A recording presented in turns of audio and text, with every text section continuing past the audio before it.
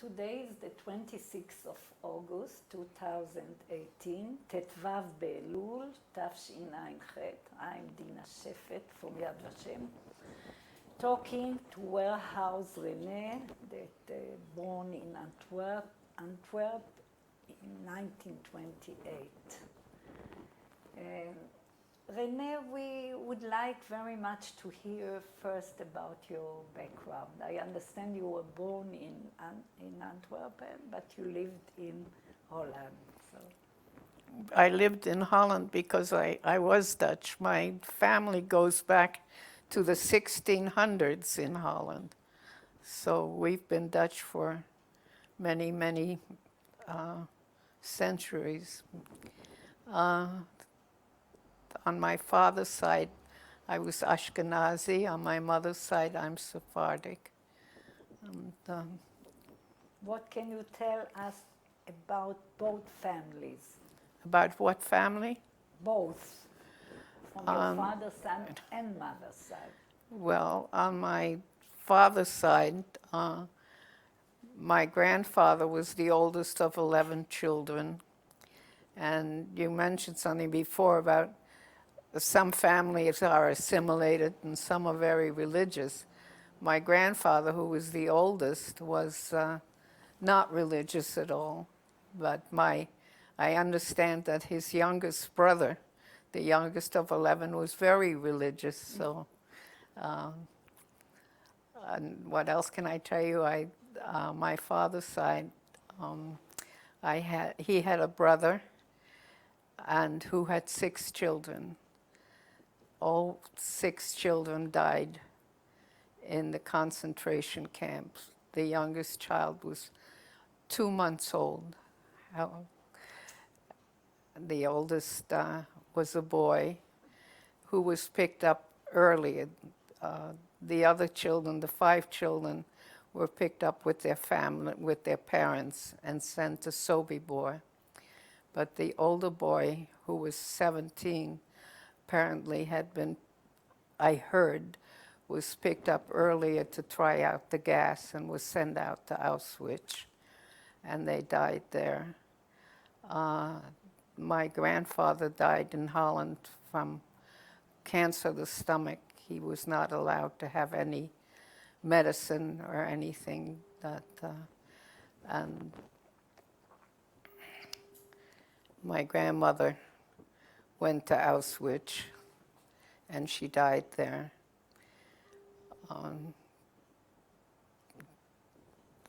My father escaped from Europe.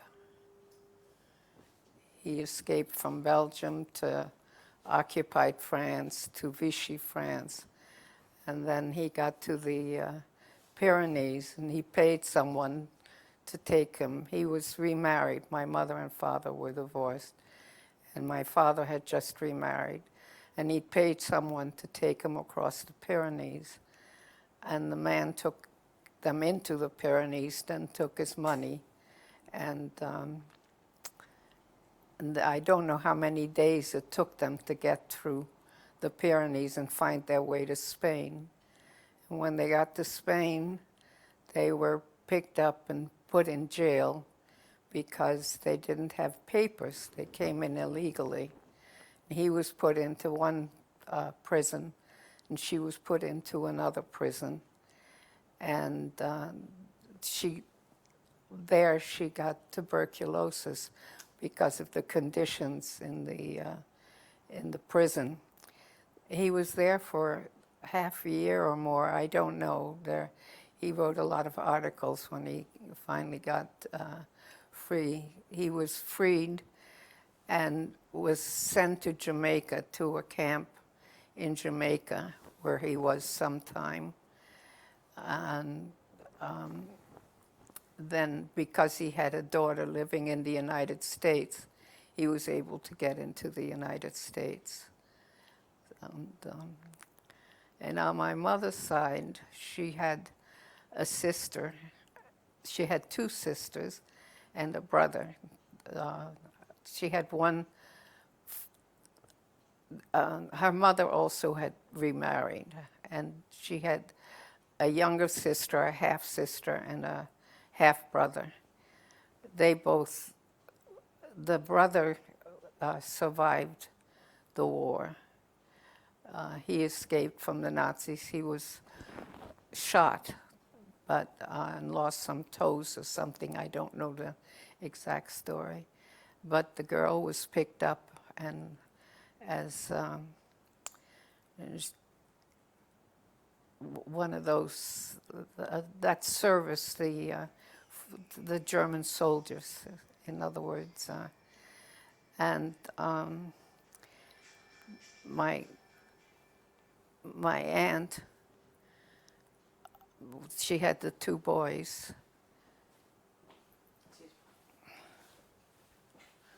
I'm finding this very difficult to speak. That You want us to make a little break? and no, that's all right. It's just that I'm telling it like it's facts, and it's not facts. It's emotions. It's feelings, and I can't imagine what they went through. It's been with me from the day, I guess. My stepfather was a publisher of a Dutch American magazine, the Knickerbocker Weekly, and we got all the news from Holland. And so we heard a lot of what was going on. And so it's been a constant awareness for me. And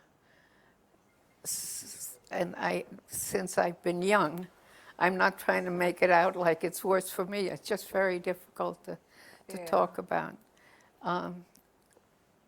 My cousin Robert was 14 days older than I. He was, I was born 14 February and he was 31st of January. We always used to say that we were brother and sisters, and we were even closer than brothers and sisters because there were only 2 weeks between us, which most brothers and sisters, of course, we didn't realize that what it was like for children to be born. We were together since we were babies, and we sat next to each other in school and everything. And he and his brother and my aunt were lost their lives in Auschwitz. And, Can you share with us one memory of you and Robert that you remember? I don't know. We were always together, and we did everything together. I just only remember doing things together, not any specific memory. It's just no. What we would like also to hear about your childhood. What can you tell us about your childhood in Amsterdam?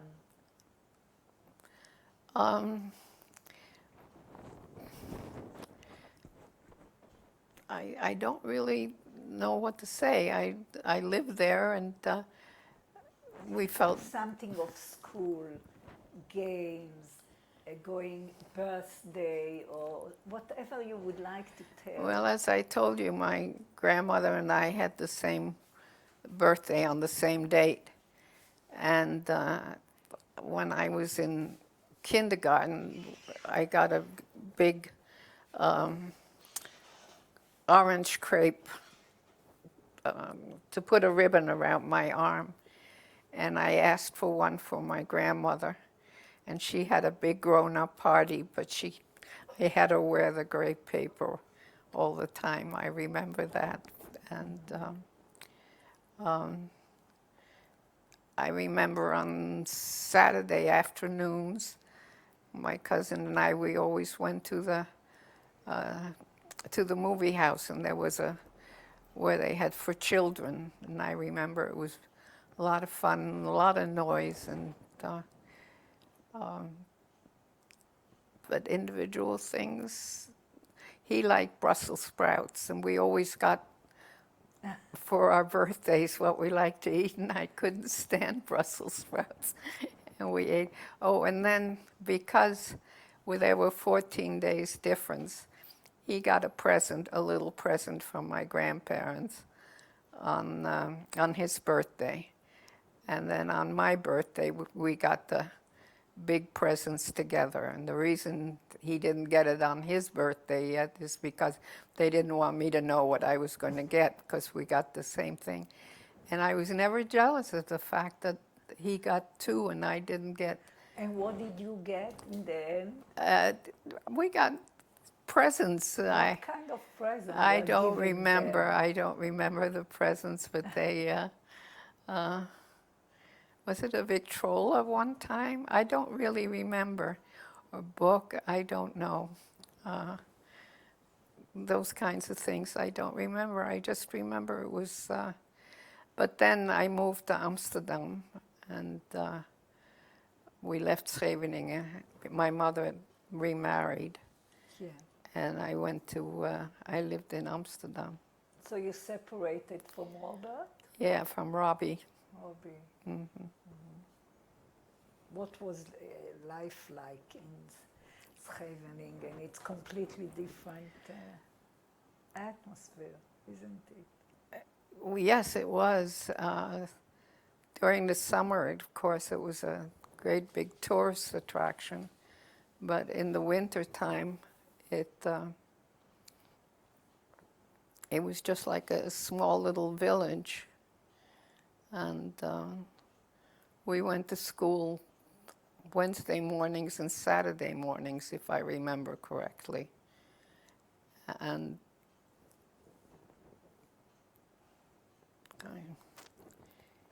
I don't remember specific things. That, I remember in Amsterdam, we used to play outside. Kids played outside, all kinds of hoops and stilts and marbles, and we did in those kinds of things. But I think they probably did all over Europe, didn't they, children? That life was very different at that time. And I remember for us it was fascinating to go and see parts of Holland that were very like Volendam and Mark, and kinds of places that people associate with Holland, with the costumes and everything. And do you remember specific food in Holland? yeah, and I Cooking do. of your family. Well, there was called uitsmijters. There were a lot of, yes, I do remember. Can you tell us? Can you share it with us? I'm finding this very difficult. I'm having a block. Oh, let's see, what did I? We can make a little break. I Okay. can see you need it. All right. Okay, and then we will start again. I, You used to tell me. You will see yourself and you will. no, I still see myself, or I guess I haven't gotten used to being 90 yet. Yeah. Every Friday night, my grandmother, my mother's mother, made boterballetjes. She made boterkoek every And Friday. What's that? Boterkoek is a cake. It's a special For Dutch butter. cake, and it's made with lots and lots of butter. But she used to take the dough before and made little balls, one for each one in the family. And every Friday night we came and got our own butter ball. Another memory that I have is my grandfather taking me and my oldest cousin to see a play. I must have been about 4 years old, and it was just a little amateur thing in the neighborhood. about Snow White. And when the hunter stood in back of Snow White and was going to kill her, I yelled in this little tiny theater, "Turn around, Snow White, turn around." And everybody froze on the stage and didn't know what to do. And I remember my grandfather taking me on his lap. And I remember going to visit them, to also the street. There was just an atmosphere that you don't, I guess everybody feels that about the place that they're born. But I've always felt very much, very Dutch, even when I never felt 100% American. It was very difficult too, because I lost my mother and my stepfather, and no brothers and sisters, and all my family gone. And people didn't realize what the Holocaust really was. For so many years, it wasn't until I finally came to Israel and that people understood what the Jews had gone through.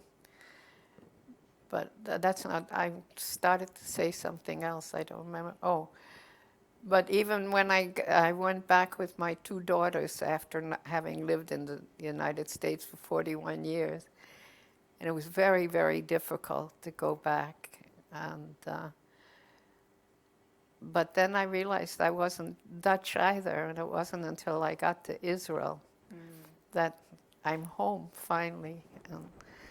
And it was, as I said, I'd been brought up very assimilated. I knew nothing about Judaism, and yet it was very important to me my whole life that I was Jewish. And one day I just said, I'm going to make Aliyah, although I didn't know anything about it. And for many years we looked to find my family. And I guess like everybody did, sent through the Red Cross and tried everything possible to discover what happened to them. And do you have any idea if your family wanted ever to immigrate?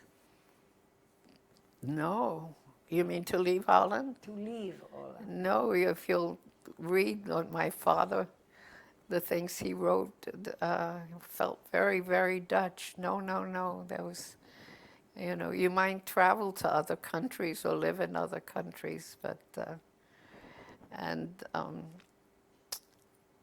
you still, like you said, there were foods. All the food that we ate at home were Dutch foods. When I cooked a lot of them for my kids, and Like what? What did you continue cooking?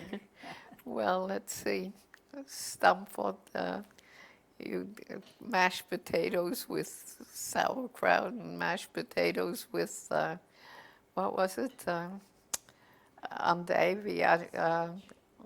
I can't think of it in English right now. And for Sinterklaas, we always the Dutch, the chocolate letters. Oh yes, that's cheap.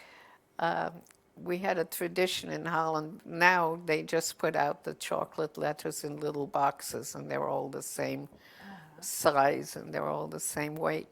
But before that time, you got your letter according to your name. And again, Robbie got an R, which was much bigger than a P because he had the extra R. And it must have been the extra, that piece that made the R.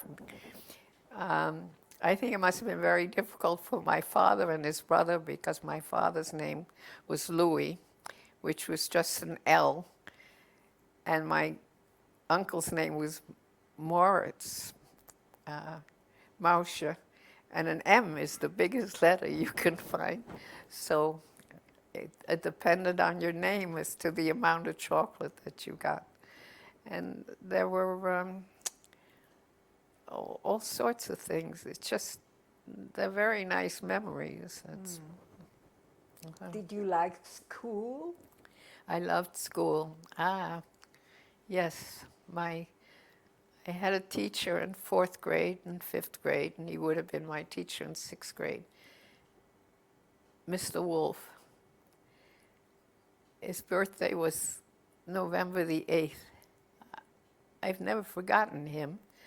There isn't one November the 8th that I don't remember him and think about him. After the war ended, my father went back to tell him how much he meant to me. But he disappeared. I imagine he also went in the way they all did. In those days, you didn't know anybody's first name. Your teacher was Mr. So-and-so or Vorhaus so-and-so. I don't know his name, his whole name. I don't know any of his family, but I think it must be wonderful to be remembered by somebody that you've had such an influence on after that they remember you all his life. What did he teach, this teacher? What did he teach you? He was 4th grade and 5th grade Yeah. teacher, general teacher General. in elementary school. Yeah. And he was also the principal. So many people that lost their lives that were gone afterwards. So I'm glad you asked about him, because he should be remembered. I don't know if he has any family that were left or who. I just know that if you can influence a student that way, Yeah. that really leaves a legacy, doesn't it? So, I didn't go back. My father went back. I wanted to go back to Holland in 51, I think it was, but my mother asked me not to go back. She said, "We got you out of away," and the war in Korea had just broken out. She was afraid that I would be caught again in Holland, and so I never went back. But I remember now that she said that I got you out of Holland and got you safe. So what else do I remember? In Scheveningen, I lived right in back of the dike, and every night when I went to sleep, I heard the rush of the sea against the dike, and saw the light from the light tower there.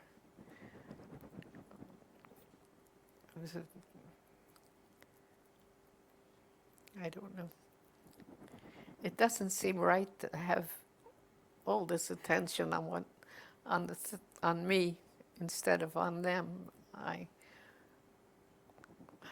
That you tell us about them. Well, I know, but as I said, they're not real figures to you.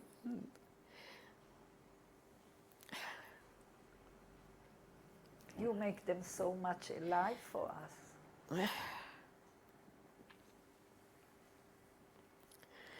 I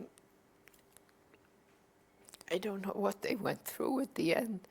I think that's what makes it so hard sometimes, because you read and hear all the things that happened, and so you don't, only one thing could have happened, but there's only one way you could have died from. But when you hear all these different things, it's every time again, you don't know what happened to them, what they went through.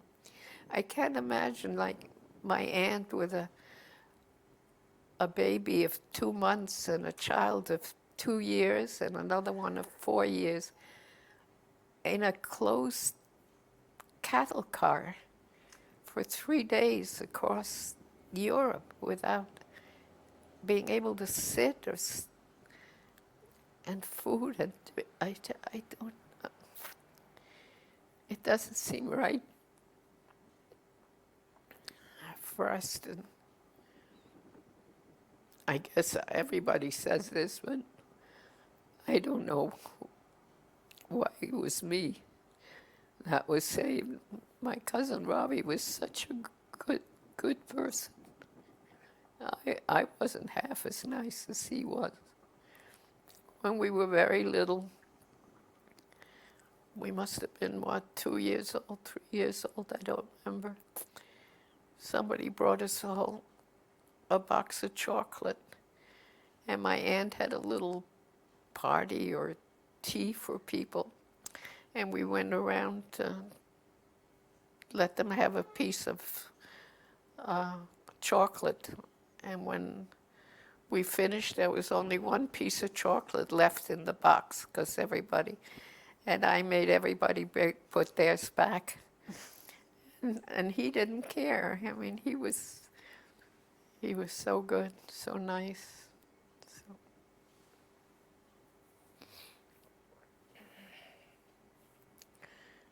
When I was 7 years old, in Scheveningen, we had to get to my house, went up stone stairs, and some little boys tripped me and broke my tooth in half.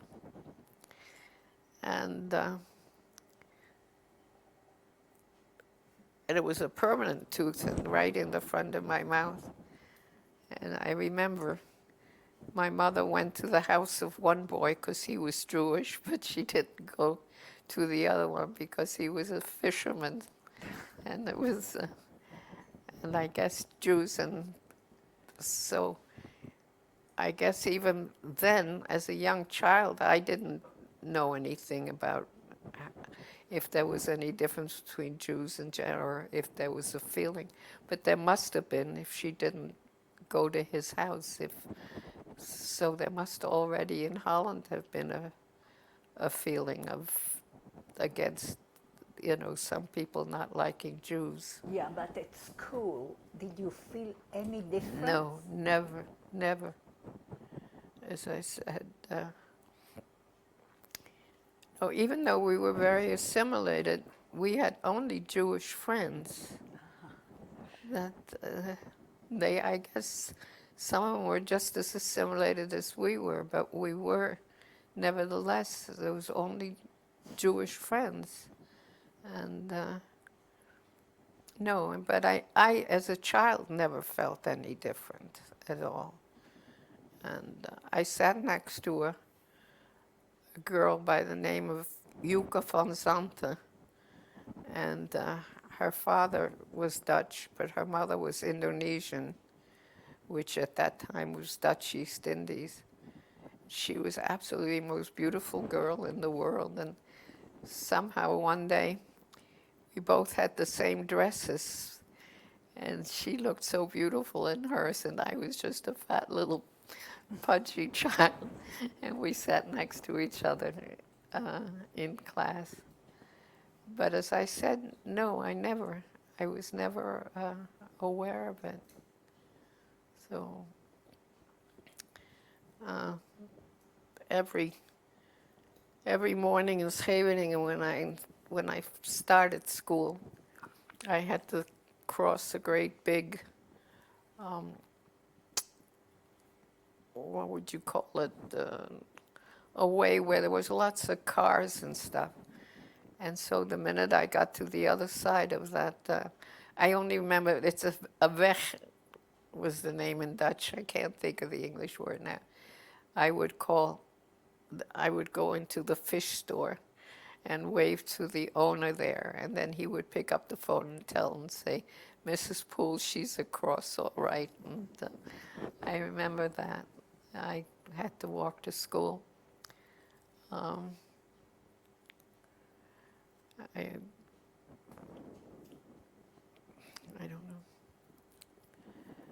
my grandfather sometimes, I guess we got on his nerves, my cousin and I. I'm talking about, it's my mother's family that lived in Scheveningen. That's my father's family lived in Amsterdam. But I remember my grandfather, he was really my step-grandfather. I didn't call him grandfather, I called him by his first name. He would say to my cousin and I, to Robbie and I, go look on the blauwe tram, which a trolley, and see if I'm on it. And we would run and go and see if he was on the trolley. So just to get out of him to get a little rest from us or something. So I guess we must have been active children also. And, this is of course a question, if your family ever talked about the situation in Germany and Austria, or what happened when Hitler rose to power. Was it ever mentioned? oh, yes, that's terrible. I had my best friend, Marion Katz. Her father was German, and they told him to come back and get all everything that he married a Dutch woman, but he went back to Germany to get everything that belonged to him, and they took him prisoner, and they wrote to her, and as I said, I was a child, so I heard these things, and they wrote to them and said in order to get his freedom, that they should send everything that they owned or something, and they sent all their money and this and that, and they got him back ashes in a little box. And those kinds of things, yes. And I remember my mother and my stepfather sitting by the radio, and then I remember Chamberlain, I heard him myself saying, God bless us, everyone, when the war broke out. And the first night hearing the planes go over. But again, everybody thought Holland would stay neutral, like it had in 14. My mother, incidentally, escaped from Belgium. They had lived in Antwerp also, and in World War I, she escaped from Belgium. She was a young girl. She was only 14, to Holland. So twice in her lifetime, there was this World War I, and twice she got out. So they got to Holland, and that's where, and at that time, as I understand it, all the Jews lived in one area. And so I think right after she got there, she met my father, so they'd known each other since they were very young. But my mother and my father married in New York. My father was working in New York, and then my mother went over by boat to New York. But she wasn't married to him yet, and I have some cousins here, once removed, twice removed, I don't know how that works. And they told me, I never heard the story, that my mother and my father had a marriage by glove. Have you heard about something like that? That they were, in other words, a glove stood in for my father or something like that, because a girl couldn't travel alone, an unmarried girl. So there was this a glove marriage. I've never heard of it either, and I've come to think of it, I've never done any research on it either. But then when they came to the States, they had another marriage. Do you remember the separation of the family in Holland? Of course, you thought you will see them again. Oh, yes, yes. I can imagine. Well, the right? problem was my father didn't want me to go Yeah. and wouldn't let me go, and he had control over that. So I was hidden for many weeks, and I never was able to say goodbye to anybody at all. And the night that we left, my mother's family came to the boat to see us off. But that's the only person that knew that we were leaving. Was my mother went to see Mr. Wolf because she had to tell why I wouldn't be coming to school. So I didn't really have a chance to say goodbye to anybody. So.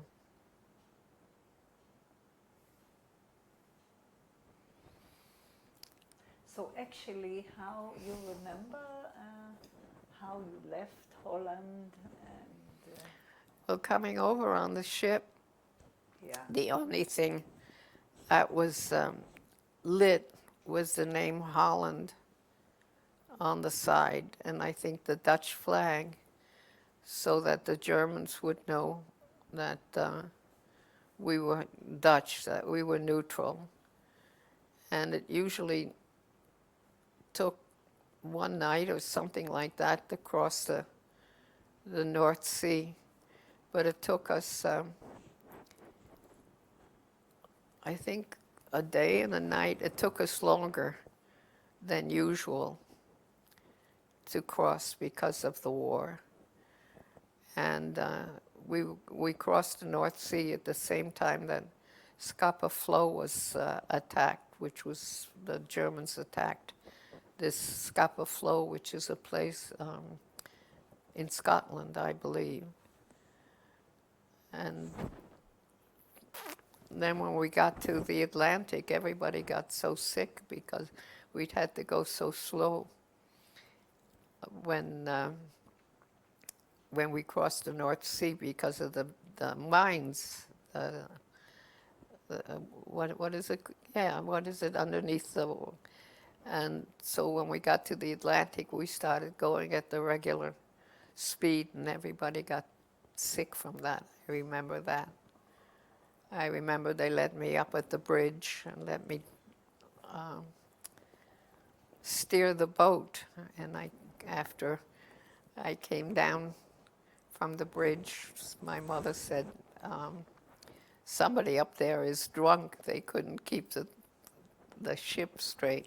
And it had been me that was doing I have pictures still of me where they let me wear the coats and the caps of the officers on the ship. I sound like I'm just rattling and mumbling a lot of stuff now. This is not what you want to hear. No, we want to hear everything that you will tell us. Everything is Well, important for us. As I said, it makes me feel very funny to talk about these kinds of things. Why? Because of what happened, it doesn't seem right. It just You rather not talk and not mention your family? no, that's just it. I rather would. I still have the blankets that we had on the ship coming over. Yeah. What do I have? I felt very bad because when the war did break out, we didn't go back, and I didn't have my books and my records. I missed Holland for a long time. I was in boarding school at the time that Holland was invaded, and my mother called them up and in the middle of the night to let them know that they shouldn't have radios on, or that I should be told by one of the teachers what happened, that I shouldn't overhear it. So I remember vividly when Holland was invaded. And I remember vividly when on D-Day, my mother came in finally. She came in at 5 o'clock in the morning to wake me up. And she said I couldn't wait any longer. And we never thought that everybody would have been killed and dead. Do you have some information about the family until they were sent to Auschwitz? I had my mother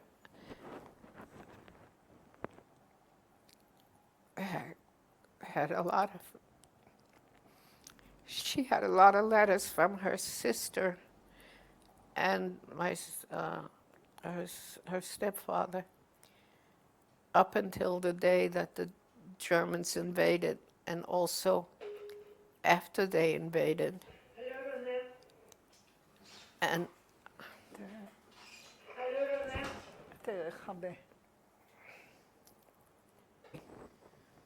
they were sent to the camps, to the concentration camps. But my ex-husband threw them all out.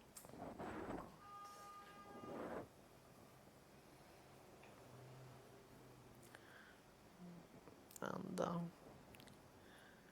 which is a shame. But I have, from my father's side, I just recently got all the story of his, where he wrote in great detail what it was like inside the prison. I think that people who want to know what it was like to be in prison in Spain would find those articles very interesting, because he goes in great detail and about that was during the time of Franco. And,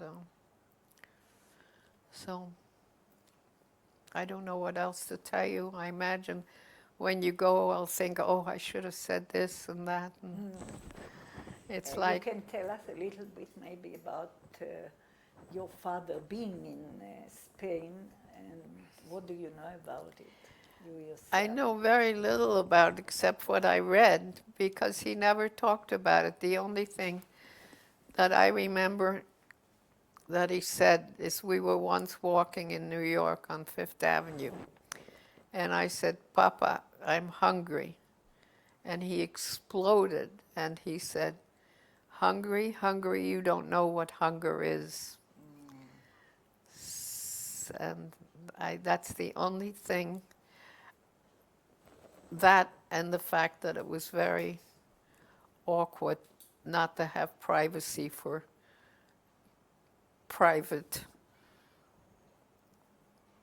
going to the bathroom. Oh God, this time is 9 for... I don't know, I remember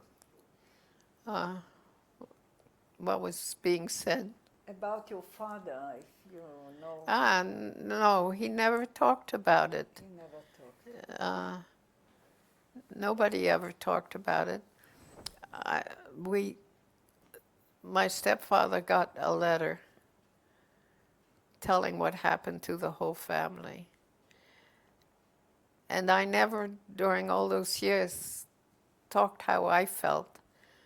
I used to have nightmares. I would dream over and over again. I was in a big wood in a forest, and Robbie was ahead of me, and I kept calling him and trying to catch up with him, but I never could. And anyway, I never let them know how I felt. Nobody really. My stepfather had a great big family,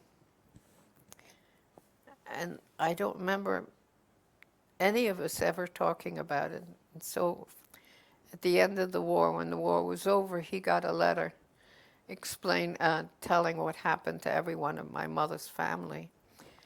And because I never talked about it. I guess he figured it didn't mean anything to me.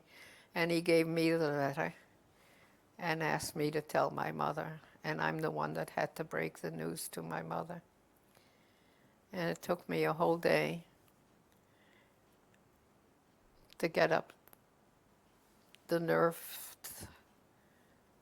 or to know how to handle it. And finally at night, in the evening, I went to her and I said to her, wouldn't you rather know what happened than keep wondering? And I handed her the letter. She never talked about it after that either, but I can't imagine what it was like for her. She was so close to her sister. They always had been very, very close. I don't know what she must have felt. And I don't know. So How did you adjust to the USA? How was your life there?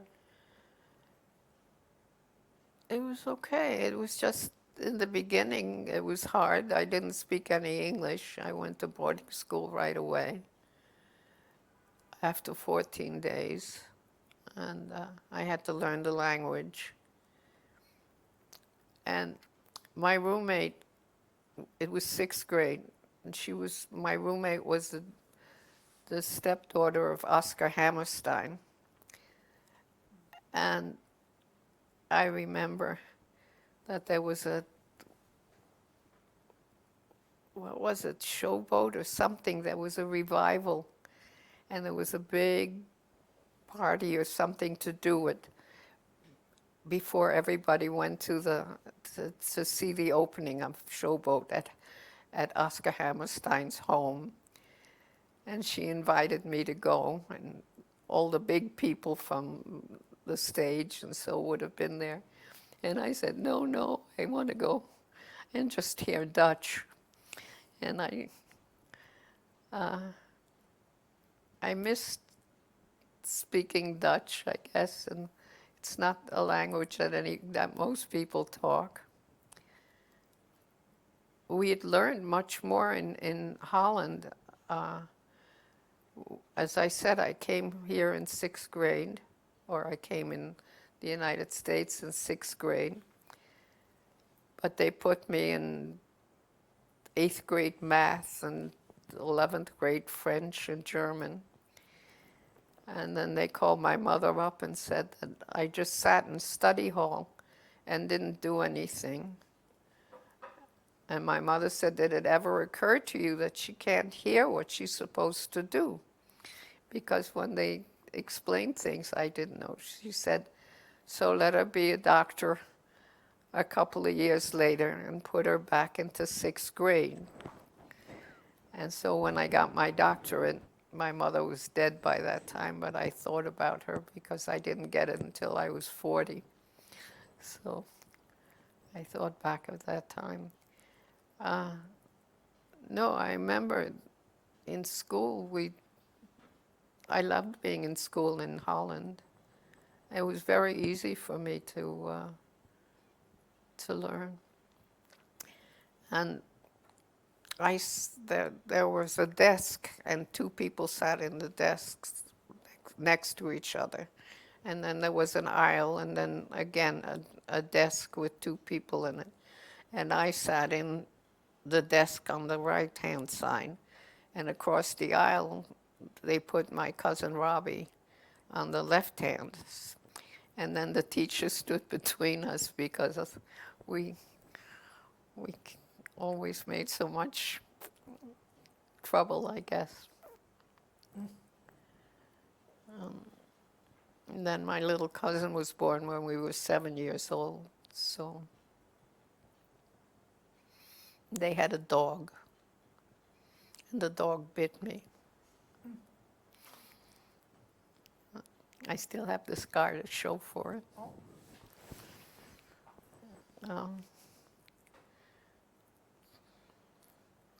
When I went back to Holland after 41 years, I was surprised that there's a feel in the air and there's sounds that you don't realize that are associated with the place that you were.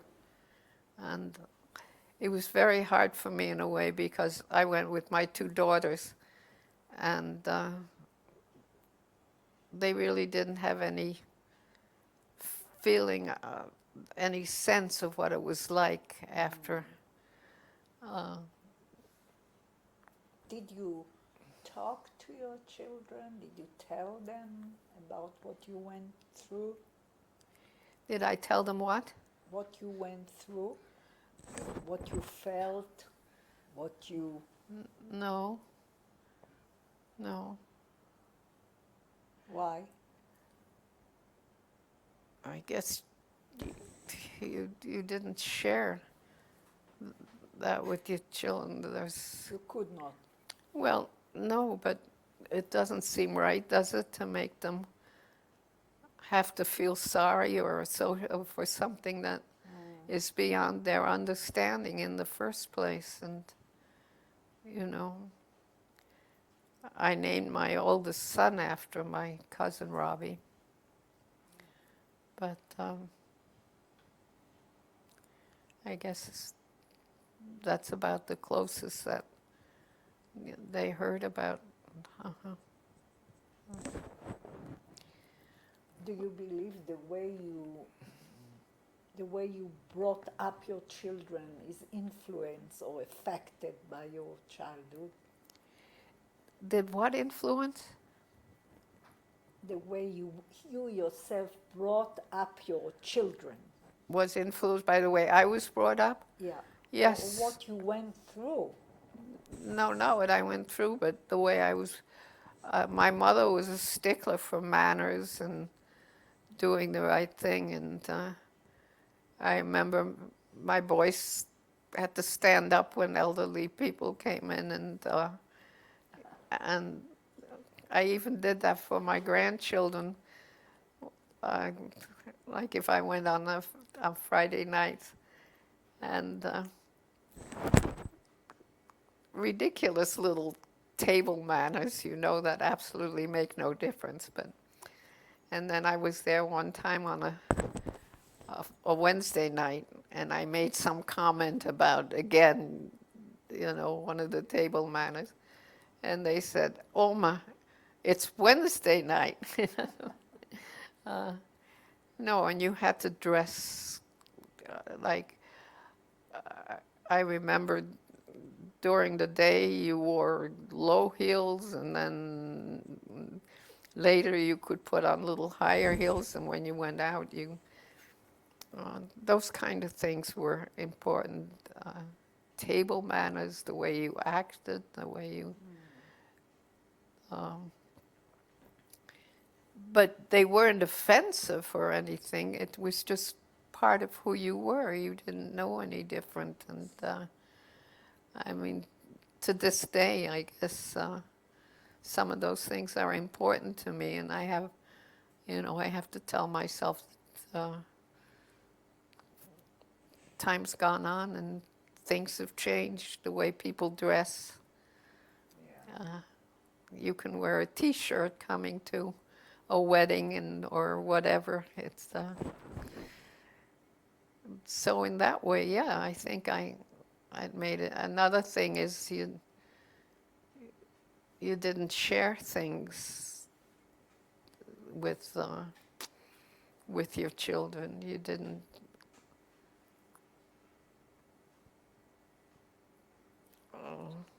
Grown-up things, if you know what I mean, relationships with people or something. Or at least that's the way it seemed to me. What else do I remember? I've often wondered what would have happened if the war hadn't broken out, grown up as married somebody in Holland, and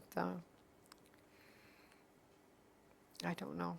But I'm glad I'm in Israel, and I feel totally Israeli and nothing else. So.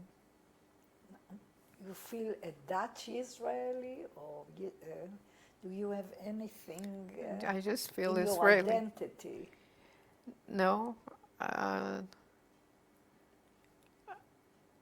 If when people say, you know, where are you from, I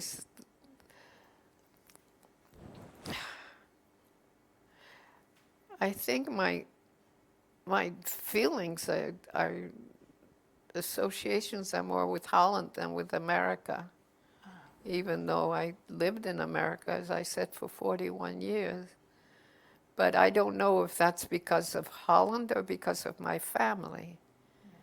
That I had a normal life, or normal, I don't mean that, but that you had, you know. I said to somebody once when I was 18, 17, a boy that, quote, we were in love or something. And I said, I always feel sad when you talk about going to your grandmother or when people mention their grandmother and things.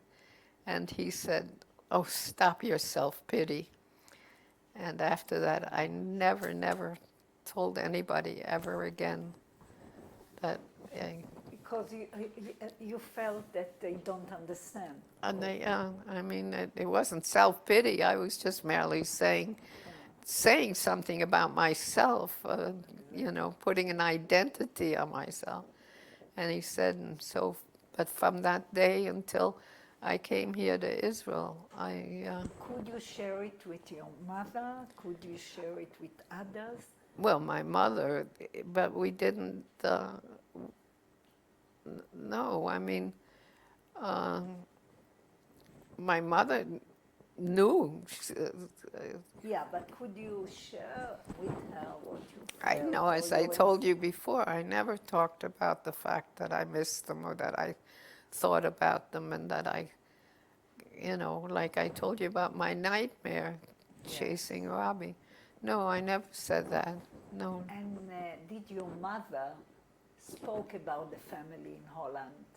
Was it mentioned, or there was silence? Yeah, no, it wasn't no. Mm-mm. I guess there must have been stories told of when they were little every once in a while because you knew, like I just told you that I know about when she came to marry my father, and I remember something else, my mother and father in Scheveningen, they read to me a lot. And But the question after the war, when you were in the USA, no, we never talked about did you talk about it? Did you No. mention the family? it. No. So there was silence. The only thing I remember, and it wasn't my mother, I ushered one time in the synagogue on a chag, on a holiday. As I said, I always felt very Jewish, and I don't, although I never went to synagogue or I'd never seen a Seder or whatever. But anyway, because I did this ushering, it was, my stepfather went with me. I call him my stepfather, but I want you to know he was a wonderful, wonderful man. He was a better father than my own father, although I was very close to my father and have a very, very many memories of him. I want to give all the credit to my stepfather that he was absolutely wonderful to me. And he couldn't have given me a better life and a more loving person.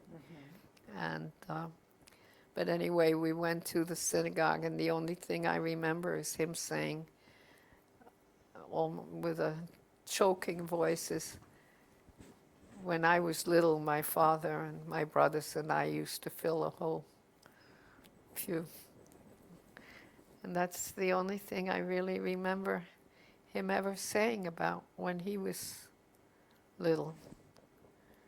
And as far as my mother was concerned,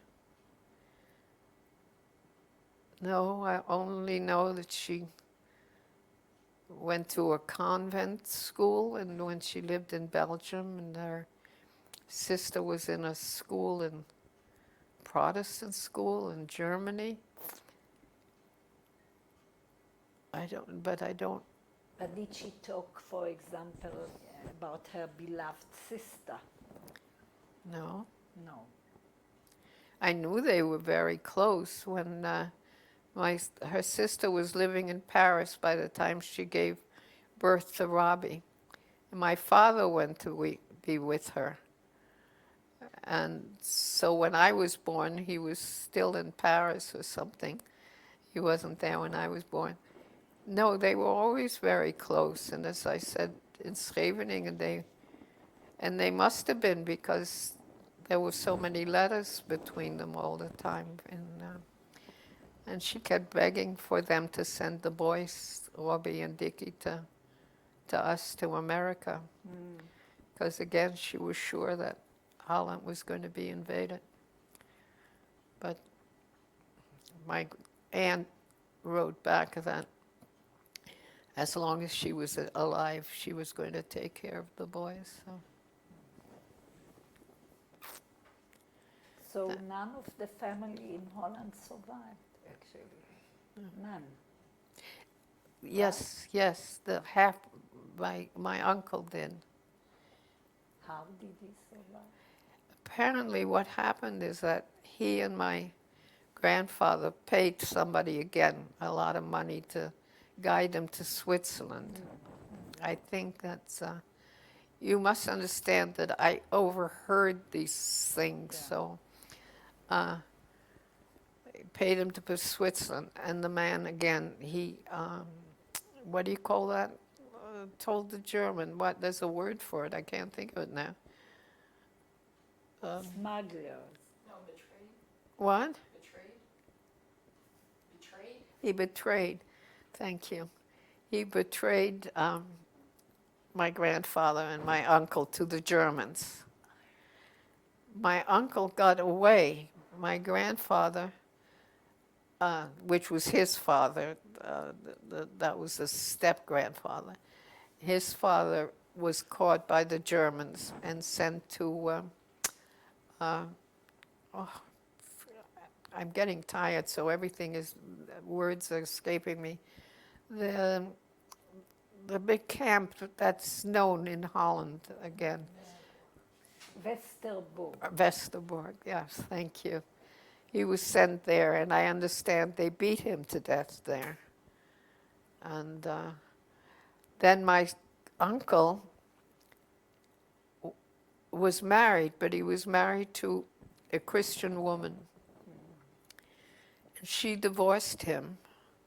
She says, I don't want anything to do with that Jew.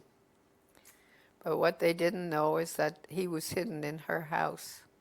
And after the war, they remarried. They had a little boy, Ernie. And after the war, they lived in Canada. And then I understand they moved back to Holland. Not the son that they had. He stayed in Canada, and he married there and had children. But my aunt and my uncle moved back to Holland. But anyway, he was what they call onderdoken, hidden in her house. And the thing that was the scariest was they were afraid the little boy would give him away if they came. But anyway, he did survive. So he's the only one that survived. How old were you when you got married? I was 23. To an American-born or Holocaust survivor? Pardon? Was he also a Holocaust survivor or American? No, he was an American Jew. And, not my favorite subject. Okay, if you don't want to talk about it, we don't have to. We don't have Oh. to. It's not nice not to say nice things. Right. Okay. And when did you I kept my married name because of my children. I remembered that I always had to introduce my mother and my stepfather by a different name, and I remember saying one time to a boyfriend when he was taking me to meet his family, I asked him, is your parents' name the same as yours? Because according to me, people's parents' names were different. And so I decided I was going to keep my married name because I had 4 children by that name at that time. You wanted a big family. Yeah, I was an only child, sure. Can imagine. So, and I had 4 children. Is that enough? They must be. מספיק לך? Yeah. I would just maybe I would like to know about, actually to know when did you decide now I want to come to Israel? After 41 years of having lived in America. I was like, You became Zionist or you became more religious because you told us that you came from an assimilate family. So why? I was in a very Gentile environment. Yeah. And I heard a lot of things about Jews that weren't necessarily anti-Semitic, but still didn't seem right. And so I started really studying about Judaism and reading a lot about it. And I don't have any talents except being able to learn and read. And just one day I decided I was going to go to Israel, and that was it. And I said to my children, I was living with my 2 daughters, did they want to come with me or not, because they were grown more by that time. And then I came here, and my one daughter went back, and Carla stayed, gave me 5 wonderful Israeli grandchildren. But before she was married, she has a degree in microbiology, a master's.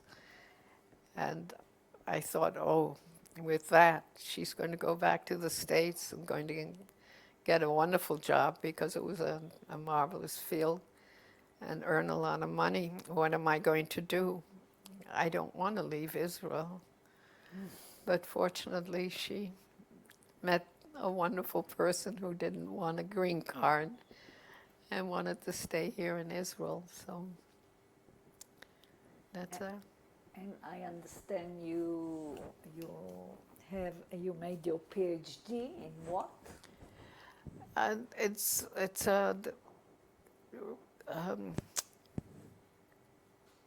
gosh, I can't think of the word now again either. How did Was it education? it's really acquisition and development of language, and how to use it to help people read and learn and so forth. It's And are you still connected to the Dutch language? Do you speak I Dutch? speak, well, yes, I do. I don't speak it at the same level that I do in English. My vocabulary is not as rich as it is in English. But yes, and I like to communicate in Dutch. Do you have some friends here? There is a Dutch community here. Do you have any No, contact? no. No. I throw Dutch word as my daughter. And, I talk Dutch to myself.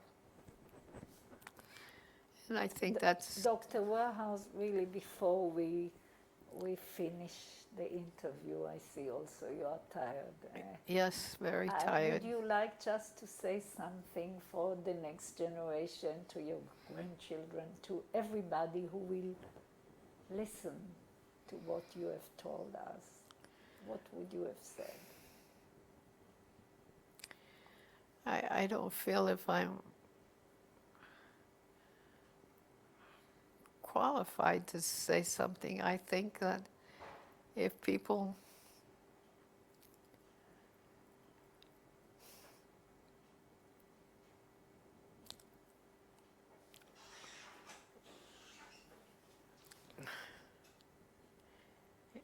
just, I think that the country's important, family's important, religion is important too. I mean, the right way to, to respect other people. I think family. My daughter has a very close family, and I'm in awe of that. I think it's so wonderful, and I think that's the kind of thing, if people would only, I don't know how to express it. It's, No, I can feel it, but I can't say it. Yeah, we understand it. And I think our Judaism is very important. But again, as I say, not to dictate to other people what they have to eat or how they have to dress or something like that. But Dr. Vorhaus, we thank you so much that you agreed to share your life with us. Also, I thank you on behalf of Yad Vashem and of course on my behalf, that you only will have health and still enjoying your daughter, your children, and thank you very much. Grandchildren, wherever they are. I wish the same to you and to you. And I thank you for taking the time out to come and to put up with a 90-year-old lady. So, a lovely lady.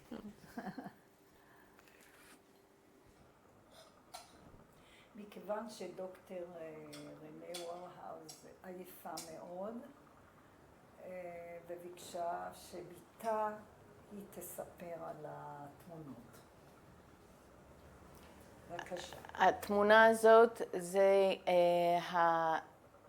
האימא של אימא שלי עם אחותה הקטנה וההורים שלהם. זה סלומון דה ליאון, הסבא, רחל דה ליאון, הסבתא, ושתי הילדות אדל וברטה.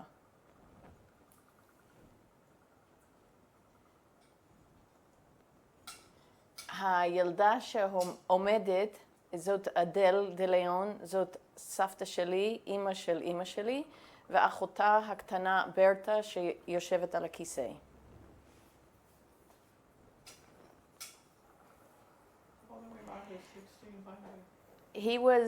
This was Tobias Moses Poole. He was the oldest of 11 brothers. It was and sisters. And he's the father of my grandfather, my mother's father, Louis Poole. Every generation, the oldest boy was either Tobias Moses or Moses Tobias, and every time it switched. So he was Tobias Moses. So my grandfather, then his first name was, his middle name was Tobias. Yeah, it was Louis Tobias. This is my grandfather's mother, Louis Poole's mother. Her name was Sarah Papachai. Poole. This is my mother's grandmother on her mother's side. Her name was Rachel de Leon.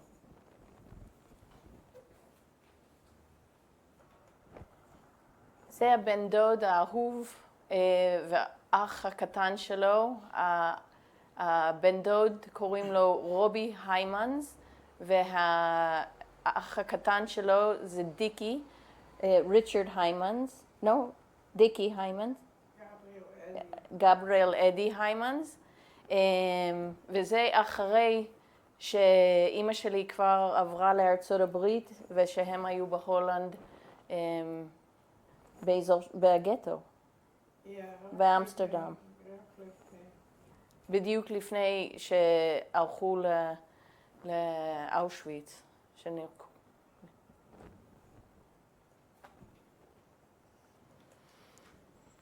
זאת אימא שלי, רני פול וורהאוס, ואבא שלה, לואי פול, הביולוגי, וזה בהולנד לפני שהיא באה לארצות הברית.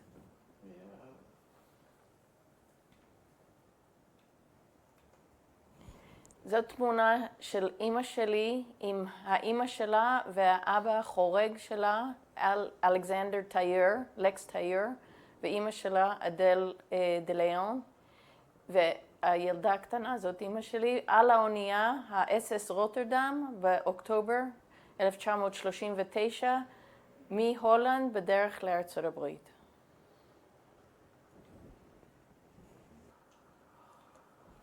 זאת תמונה של סבתא שלי, אימא של אימא שלי, אדל דה ליאון.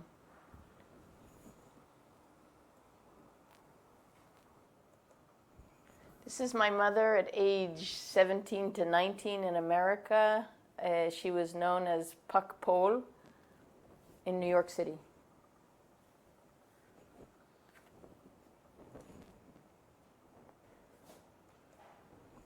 This is my mother with her 4 children, and my 3 siblings. The oldest in the back is Robert Poole Vorhaus. Then me, Elizabeth Carla Vorhaus, William Martin Vorhaus, and Lauren Adele Vorhaus.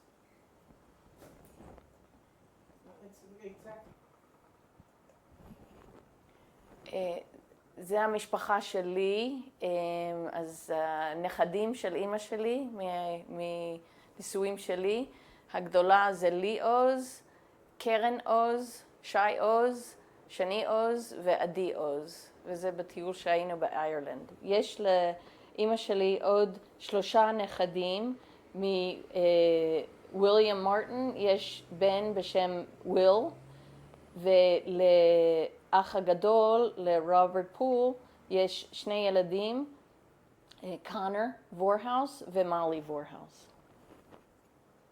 יופי.